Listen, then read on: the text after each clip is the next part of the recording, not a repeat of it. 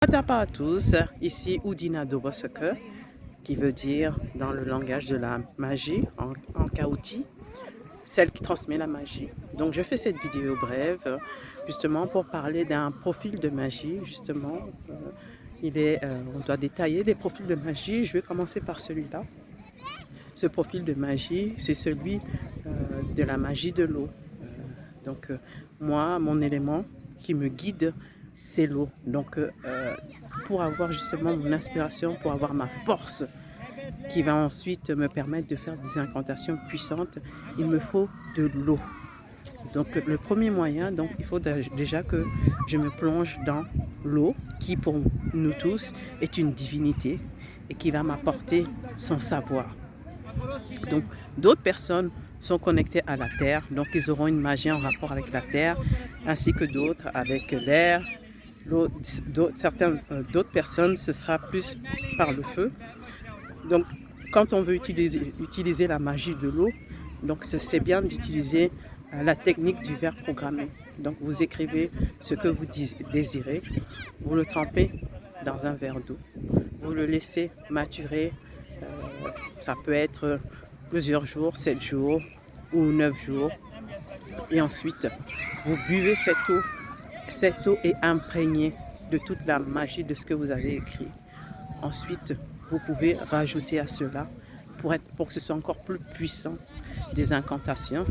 Donc des kaotizinas, comme je vous avais expliqué, ce langage de magie. Des kaotizinas qui vont renforcer cet effet-là. Donc aujourd'hui, nous sommes le dimanche 8 janvier. Donc je profite pour me ressourcer, pour que ma magie soit encore plus puissante, pour que j'ai encore d'autres vidéos que je puisse développer, que je puisse, comme mon nom le dit, Udina Doboseke, que je puisse vous transmettre cette magie. Et sachez tous que cette magie se transmet, s'accentue à des périodes bien précises. Lorsque tout le monde fête une fête en particulier, la magie est décuplée. Donc, c'est-à-dire là, par exemple, pour le 31, si vous faites un rituel magique, ça aura une portée. À la pleine lune, c'est fort. On va aussi rajouter nos fêtes kamites, par exemple le jour de l'an, notre jour de l'an qui aura lieu là au mois de juillet, si je ne me trompe pas, juillet, quand on sera en 6260, c'est ce moment-là que les rituels magiques auront une portée parce que plusieurs personnes fêtes apportent une énergie précise. Et aussi pendant la fête du Kwanzaa. Donc moi, ce que je fais aussi, c'est que j'ouvre des portails magiques. Justement, j'en ai ouvert pendant la fête justement d'Halloween, puisque c'est une fête qui est fêtée mondialement. Et il est possible de détourner toute cette énergie afin de nourrir sa magie, de nourrir nos ancêtres. Ce n'est pas du vampirisme là, c'est juste utiliser ça. Donc certaines personnes vont aller courir sans avoir rien pris, d'autres auront pris des boissons énergisantes, auront des régimes alimentaires, auront pris quelque chose qui va leur donner un boost. C'est toute la différence. Donc la magie, c'est notre carburant naturel à nous les Kamites, à nous les dignes fils et filles de Kama. Donc je vous l'ai dit, c'est l'ère du Verseau, toute vérité sort. Donc la magie qui sommeille en nous sort. Voilà. Et donc, j'ai quelques élèves. Nous avons réalisé, il y a quelques temps, donc pendant la pleine lune, nous avons réalisé un rituel justement d'abondance. Les rituels d'abondance que vous réalisez en groupe, donc les kaotizinas, que vous réalisez en groupe, ont une portée, ont une puissance que je n'exagère pas. La magie est puissante lorsqu'elle est réalisée entre plusieurs personnes. C'est ça que je veux que vous compreniez. L'individualisme et la magie ne font pas bon ménage.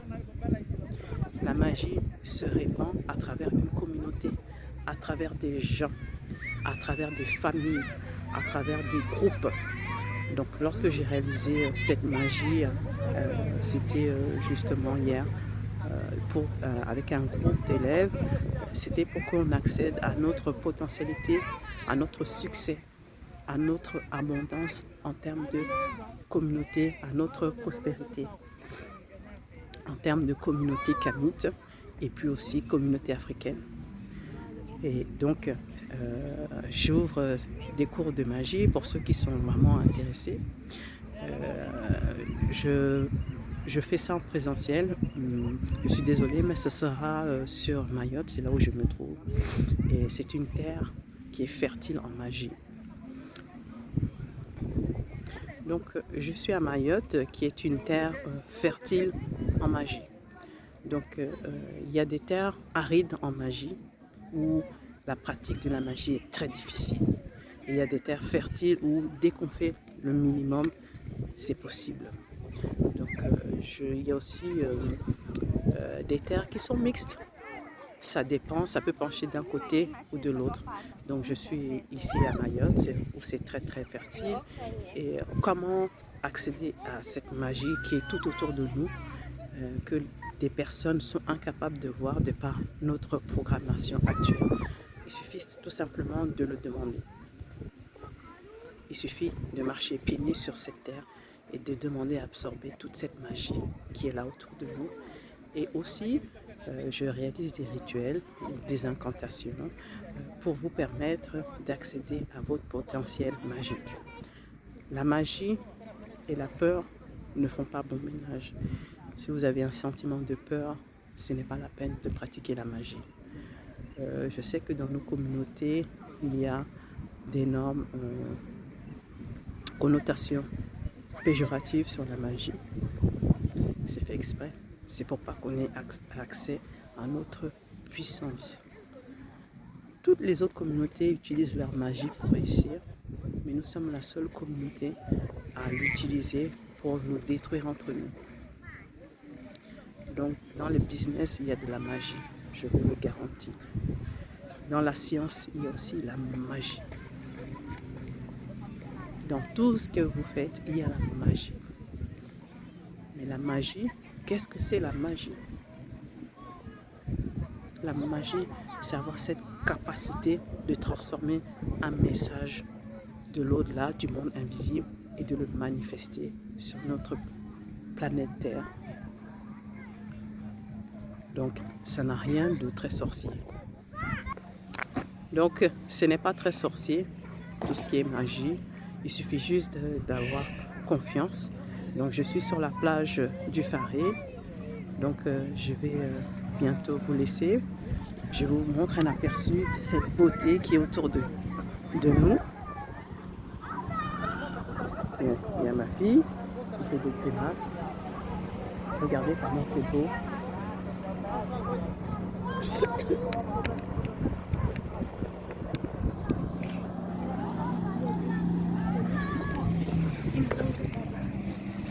Donc la plage du Faré est magnifique et ici à Mayotte c'est la saison sèche, il fait extrêmement chaud et donc nous sommes là pour profiter d'un peu de fraîcheur.